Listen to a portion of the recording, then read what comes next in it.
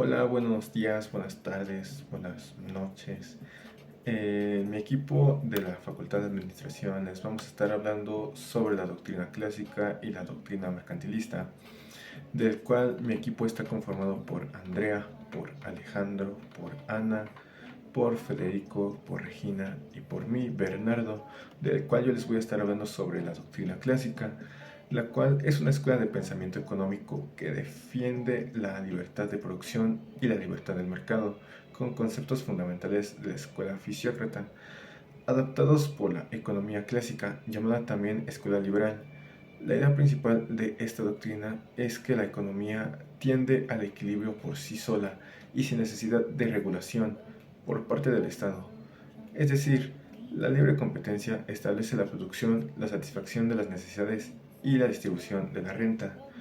Su principal aportación de esta es que defendió la libertad de producción y la libertad del mercado, con conceptos fundamentalmente de la escuela fisiócrata, adaptados por la economía clásica, también llamada escuela liberal, generando el incremento y la riqueza de las naciones o la riqueza general.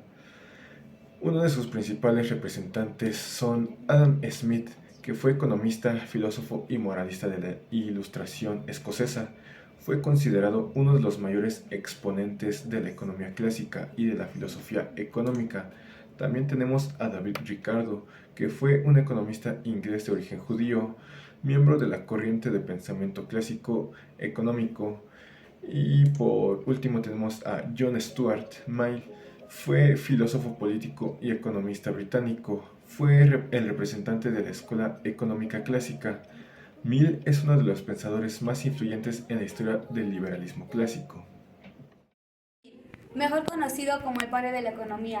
Su gran aportación fue en 1767 con su redacción, conocida en español, Las riquezas de las naciones.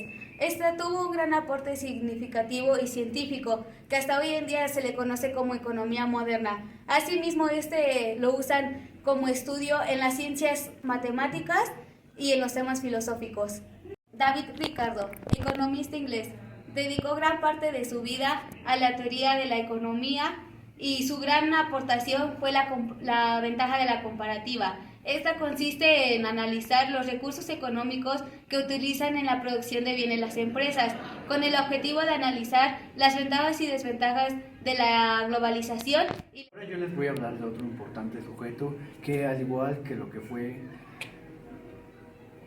David Ricardo y lo que fue Adam Smith, nosotros conocemos a Stuart Mill, que al igual que ellos aportaron, él fue un filósofo político y economista que ayudó a lo que fue la teoría social y política, al igual que apoyó y comenzó un estudio exhaustivo de la lógica escolástica. Se introdujo en la economía política y estudió a Adam Smith y David Ricardo con su padre, y finalmente completó él su visión de lo que tenía, a la cual era la economía clasista. Los factores de producción, el resumen de Mill y muchas otras cosas que incluían a esto.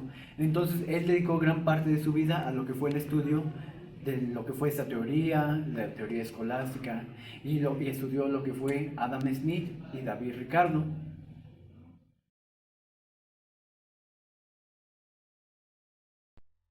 El mercantilismo surgió en el siglo XVI y XVII, a partir de la primera mitad del siglo XVIII. Uno de sus pilares fundamentales era la acumulación de riqueza como forma de poder. Se dedicaban a acumular oro, plata y metales preciosos. Significativos a la economía, especialmente en el comercio internacional, aparece el concepto de balanza comercial. Se reducen las importaciones y exportaciones de oro y plata para así tener una balanza comercial basada en la moneda. Los principales representantes son Thomas Moon, Edward Selden y Juan Moon fue un economista inglés llamado el último de los primeros mercantilistas. Fue uno de los primeros en reconocer la importación de servicios y artículos invisibles como el comercio valioso. Con el fin de aumentar sus exportaciones y disminuir sus importaciones, dijo que era necesario seguir una serie de pasos. El primero es no utilizar todos sus recursos disponibles. El segundo sería seguir las tendencias municipales. El tercer paso sería importar desde sus propios medios. Si es demasiado caro comprar localmente, entonces la gente no va a comprar en otro lugar. 2. En cambio, comprarán más y sus riquezas disminuirán. Edward Misselden fue un miembro destacado del grupo de escritores del pensamiento económico mercantilista. 2. Estableció que los movimientos internacionales de especies y las fluctuaciones en el tipo de cambio dependían de los flujos de comercio internacional y no en el manejo de los bancos como se creía en aquella época. 2. Sugirió que las vueltas de comercio deberían ser establecidas para propósitos de análisis estadístico, de modo que el Estado pudiera regular el comercio en miras de obtener excedentes de exportación. Finalmente, argumentó que los movimientos internacionales de dinero 2. y las fluctuaciones en el tipo de cambio dependían de los flujos de comercio internacional y no de las manipulaciones de los banqueros, sugiriendo que los retornos comerciales deberían establecerse a los efectos de análisis estadístico, de modo que el Estado pueda regular el comercio con el fin de obtener excedentes de exportación. Juan Bodino, pensador francés, ocupó diversos cargos: abogado en el Parlamento de París desde 1560, procurador de tercer estado en los Estados Generales de 1576. En la época en que Francia se desangraba por las guerras civiles entre católicos y protestantes, Hugonoten fue también un mercantilista partidario de un sistema de protección estatal para la industria nacional. Pasa por ser el creador de la teoría cuantitativa de la moneda, que sitúa el origen de la inflación de precios en un aumento de la cantidad de dinero en circulación. Dicha doctrina había sido denunciada algunos años antes por los escolásticos tardíos españoles. El mercantilismo comienza a desaparecer a fines del siglo XVII con el surgimiento de nuevas teorías económicas que tenían un carácter más liberal.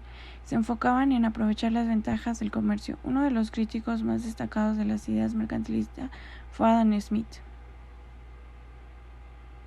Podemos concluir que tanto la doctrina clásica como la mercantilista defienden ciertos puntos, y claro que ambos tienen puntos a favor y otros en contra, pero sin embargo cada una tenía la finalidad de defender lo que en su cierto momento estaba viviendo y dependiendo a cada una de sus circunstancias.